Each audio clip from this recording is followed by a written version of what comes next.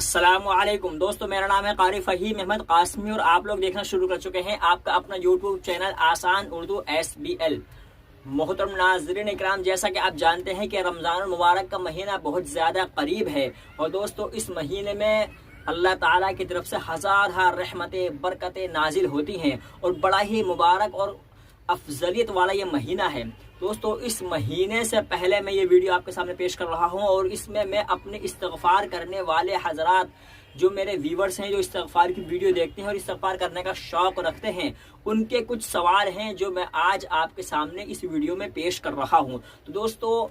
2-3 ایسے سوال ہیں جو نہایت اہم ہیں اور ان سوالوں کو جواب دینا میں سمجھتا ہوں کہ ویڈیو کے ذریعے ہی مناسب ہوگا۔ تو چلیے دوستو ہم اپنی ویڈیو کو شروع کرتے ہیں، لیکن اس سے پہلے اگر آپ ہمارے چینل پر نئے ہیں تو ویڈیو کو لائک کرتے ہوئے چینل کو سبسکرائب بھی ضرور کیجیے تاکہ ہماری اگلی ویڈیو آپ کے سامنے آتی رہیں اور جو کہ استغفار کے متعلق اور درود شریف کے متعلق نہایت اہم اور ضروری ویڈیو ہوا کرتی ہیں۔ تو چلیے ہم دوستو ویڈیو شروع کرتے ہیں۔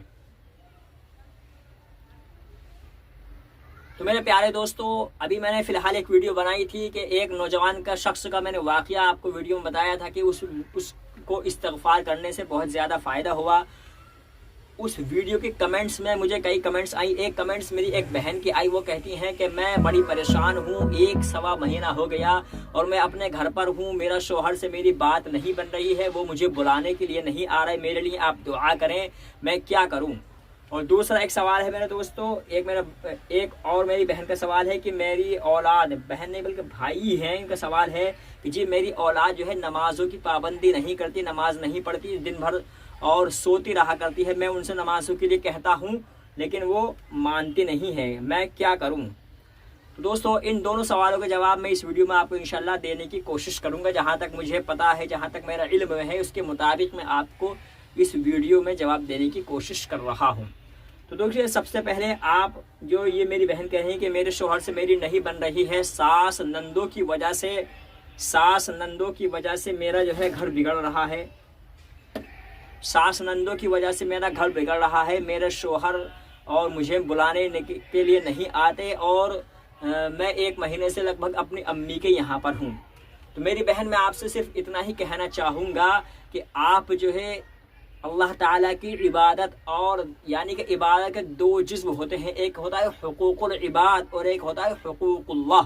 آپ حقوق العباد، حقوق اللہ تو آپ ادا کر رہی ہوں گی، آپ نمازی پڑھ رہی ہوں گی، دعا بھی کر رہی ہوں گی، لیکن میری بہن آپ شاید میرے خیال سے حقوق العباد کا خیال نہیں رکھ رہی ہوں گی، کیونکہ جب بندہ یا بندی حقوق العباد میں کوتاہیاں کرتا ہے تو پھر اس کے سامنے ایسے ہی مسائل اس کے سامنے پیش ہوا کرتے ہیں۔ مثلاً سات نندوں میں لڑائی ہو جانا، ساس بہو میں لڑائی ہو جانا، دیور نندوں بھابھی میں لڑائی ہو جانا، یا بیوی شوہر میں لڑائی ہو جانا، یہ سارے کے سارے جو مسائل ہیں وہ حقوق العباد کے مسائل ہیں، یعنی کہ ایک دوسرے کے حق ادا نہ کرنے کی بنیاد پر یہ مسائل کھڑے ہوتے ہیں۔ میری بہن میں آپ سے اتنا ہی کہنا چاہوں گا کہ آپ حقوق اللہ تو کرتی رہیے، یعنی اللہ کی عبادت بھی کریے، اللہ سے مانگیے بھی اور نمازوں کی پابندی کیجیے، اور جہاں تک ممکن ہو سکے رمضان مبارک کا مہینہ آ رہا ہے، اس مہینے میں زیادہ سے زیادہ اللہ کی طرف لو لگائیے اور استغفار کی کثرت بھی اس مہینے میں خوب کیجیے، کیونکہ حضور اکرم صلی اللہ علیہ وسلم کا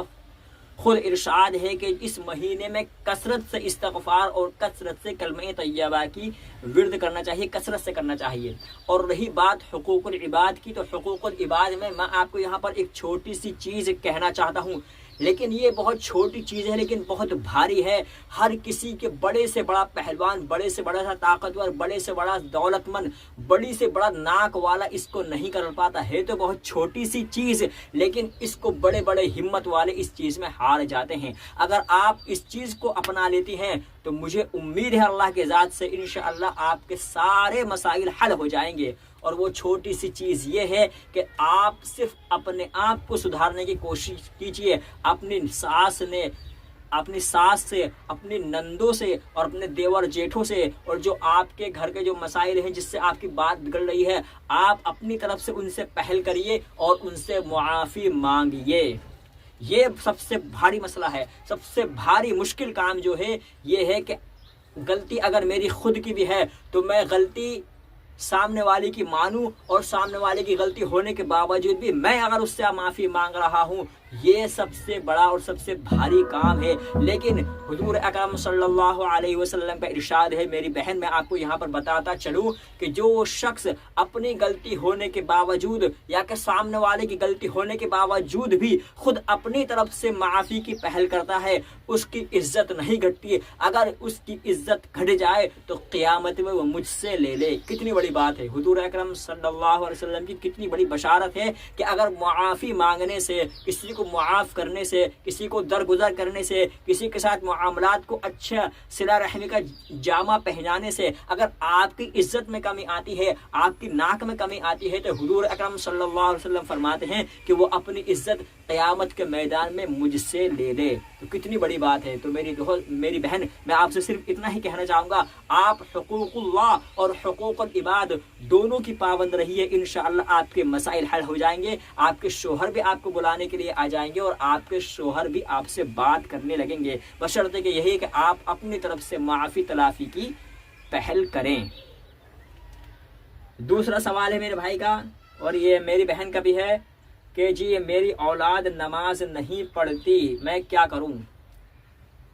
تو نماز ایک ایسی عبادت ہے، ایک ایسا رکن ہے کہ اس کے بغیر تو چارہ کار ہی نہیں ہے۔ تمام دین کا دار و مدار صرف نماز پر ہی قائم ہے۔ حضور اکرم صلی اللہ علیہ وسلم کی حدیث ہے جس کا مفہوم ہے کہ نماز کا اسلام اور دین میں ایسا مقام ہے جیسا کہ انسان کے سر کا مقام ہوتا ہے۔ انسان کے سر کا مقام جیسا اس کے جسم میں انسان کے سر کا مقام ہے، اسی طرح نماز کا مقام ہے۔ جو شخص نماز کا پابند نہیں ہوتا، نمازوں کی پابندی نہیں کرتا، اللہ تعالیٰ اس پر سخت ناراض ہوتا ہے، اللہ تعالیٰ کی سخت پکڑ اس پر آتی ہے۔ بھلے وہ ہمیں اپنی آنکھوں سے، ان آنکھوں سے وہ کھاتا پیتا پھلتا پھولتا دکھ رہا ہو، لیکن اللہ کے غضب سے وہ نہیں بچ سکتا۔ ان عذابی لشدید انہ هو یبدئ ویعید ان بطش ربک لشدید۔ یہ جو کئی آیتیں ہیں، ان آیتوں میں اللہ تعالیٰ نے اپنی سخت پکڑ کا ذکر کیا ہے کہ ان عذاب ربک لشدید، ان عذاب ربک لشدید، یعنی اللہ کا عذاب اتنا سخت ہے کہ اس سے کوئی بچ نہیں سکتا۔ اب آپ کو کیا کرنا ہے کہ آپ اپنے بچوں کے لیے نماز کی تاکید کریں۔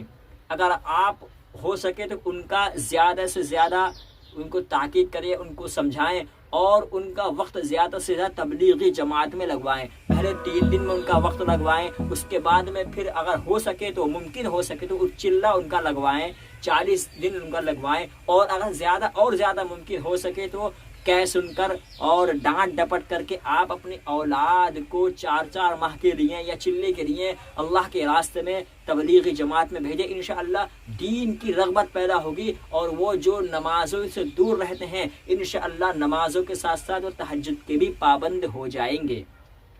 یہاں پر میں ایک چھوٹا سا واقعہ آپ کو بتا دوں، چھوٹا سا واقعہ ہے، بہت اچھا ہے۔ ایک اللہ والے سے ایک ماں نے یہی شکایت کی کہ میری اولاد نماز نہیں پڑھتی، میں اس کے لیے کیا کروں، ان کو کیسے سمجھاؤں کہ وہ نماز پڑھنے لگے۔ تو ان اللہ والے نے بہت اچھا جواب دیا کہ میری بہن یہ بتائیے، اگر آپ کے گھر میں آپ کے بچے سو رہے ہوں اور جس کمرے میں آپ کے بچے سو رہے ہوں اس کمرے میں اگر آگ لگ جائے اور آپ اپنے بچوں کو اٹھانے کے لیے جائے تو آپ ان کو کیسے اٹھائیں گی؟ تو اس نے کہا کہ جی میں ان کو جھنجھوڑوں گی، اٹھاؤں گی۔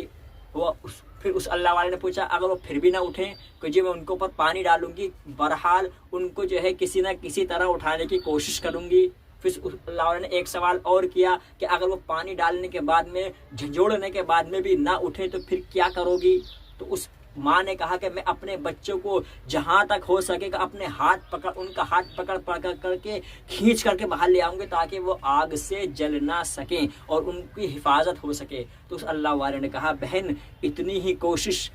جہنم کی آگ سے بچانے کی کر لو جتنی کہ تم دنیا سے آگ سے بچانے کی کوشش کر رہی ہو، انشاءاللہ آپ کے بچے نمازی بن جائیں گے۔